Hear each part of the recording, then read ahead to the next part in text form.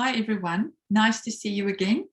Today I would like to share with you a very short video with 3 tips to write what I believe to be much better emails. Let's get stuck in. So let's refine your stakeholder engagement, and I'll discuss 3 quick tips to help you write much better emails. Welcome once again. This presentation is prepared by Business Analysis Excellence, and I am 𝐦𝐨𝐬𝐬. Just a quick disclaimer, I'll let you read that. Thank you.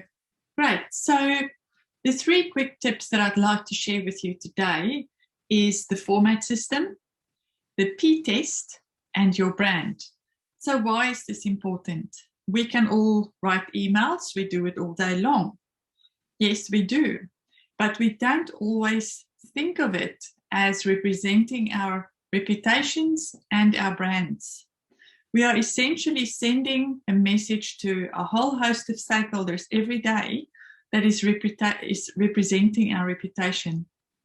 So the other thing that we don't consider is that a good email or a bad email could potentially break or build stakeholder relationships. And finally, it showcases your understanding of the material or the issue at hand and so forth. So these are just a few very important reasons why emails are really important things to take seriously and to pay that little bit of extra attention to. What are we not going to talk about today? So first of all, I assume you know how to check your grammar and spelling.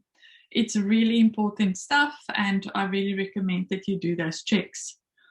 Basic email structure, like I just said, we are very familiar with how to write emails. And then your professional signature. I am assuming that you realize that it's really important to have a good professional signature in your email and that it's all looking great. Okay. If you like what you think we're going to talk about, please like the video and subscribe. All right, so the very first and the most important tip that I would like to discuss with you is the format system.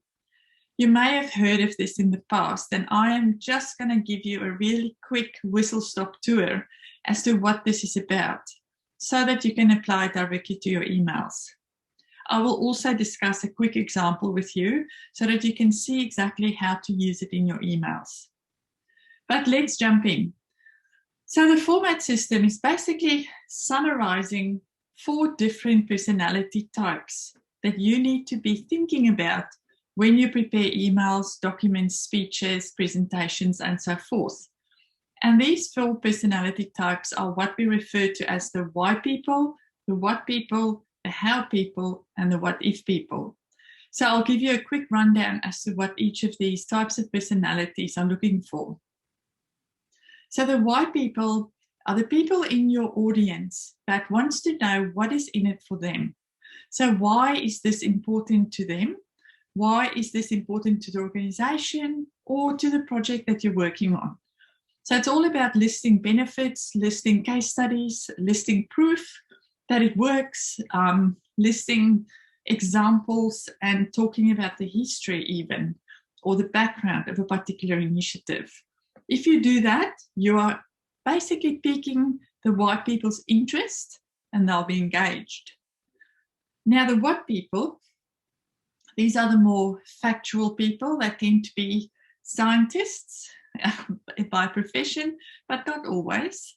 So you'll definitely have some what people that just wants to know what is the scope of what we're talking about, or what is the definition of the term we're discussing. They just really want the facts. And then the how people are the people that always wants to know, how is this going to work? They are the people that when they were little, they would have been taking radios apart.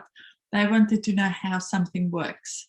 So these people are really important to, when you talk to them in your emails, give a bit of how are you planning to proceed, or how is something going to work, depending on the context of your email.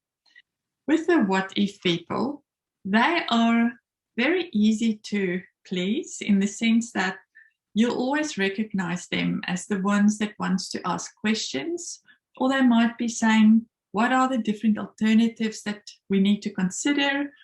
And they also like to be future paced. So they like to know, what are the next steps? What are we going to do next? So it's very easy in your emails to cater to them, but I'll show you exactly how to do that in a minute. So these are the 4 personality types that you need to write for when you write any email. And this is because this way, you know, you will actually get to all of these different types of people. You'll answer their questions, you'll engage them, and effectively you'll impress them. So let's have a look at a practical example. So here I've created an example, just a short email where I'm saying, hey John, Kathy and Bob, thank you for your time earlier today. And here I start with the why people. So the why people would like to know kind of why would they bother to read this email. So you are giving them a reason by saying, as promised, here's the document you can share with your teams that outlines the results from the recent study done on the benefits of using an office coffee robot.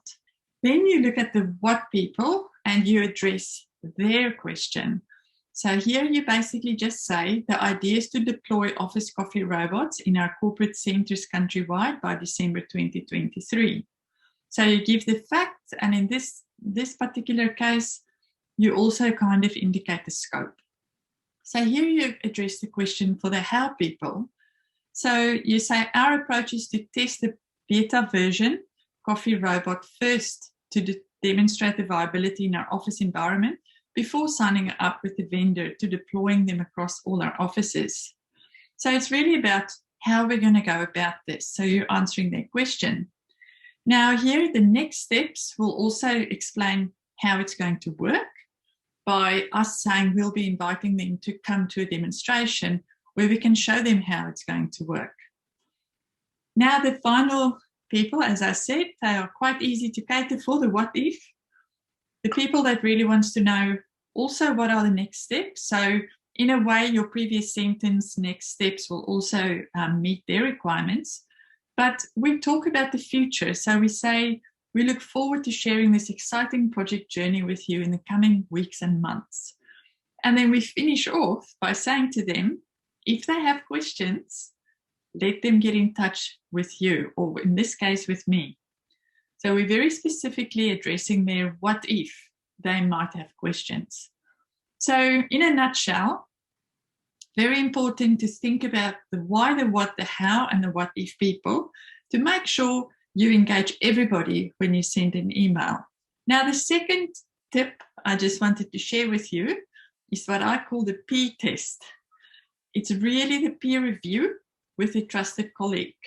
Now, especially when you are sending to a larger audience, and perhaps if you are quite new to the audience, it's a good idea to get one of your peers just to give it a sanity check, just to pick up, maybe you've missed the why person or the what person, or you've got a few grammar mistakes. Whatever it might be, it's just so good to be in the habit of asking a peer to review your work. And then finally, both tip 1 and tip 2 contributes to tip 3, which is your brand. Every email you send is a representation of you. So think about what is it you want others to think of you at work. I am saying here that make sure you think that of each of the emails you send. So do you think your email is professional? Is it of high quality? And is it accurate? Is it complete? And is it error-free? So all of those characteristics, if your email meets those characteristics, it's going to go a long way to building your brand, to also have that reputation, give yourself that reputation amongst your colleagues and stakeholders. It's very important. Without any self-promotion, it's just about being quality, focused, and being solid and professional in your communication via email. Okay, so hope you enjoyed this very quick video on emails. If you did, Please subscribe and like the video, and I really look forward to sharing the next topic with you in the next video. Thank you.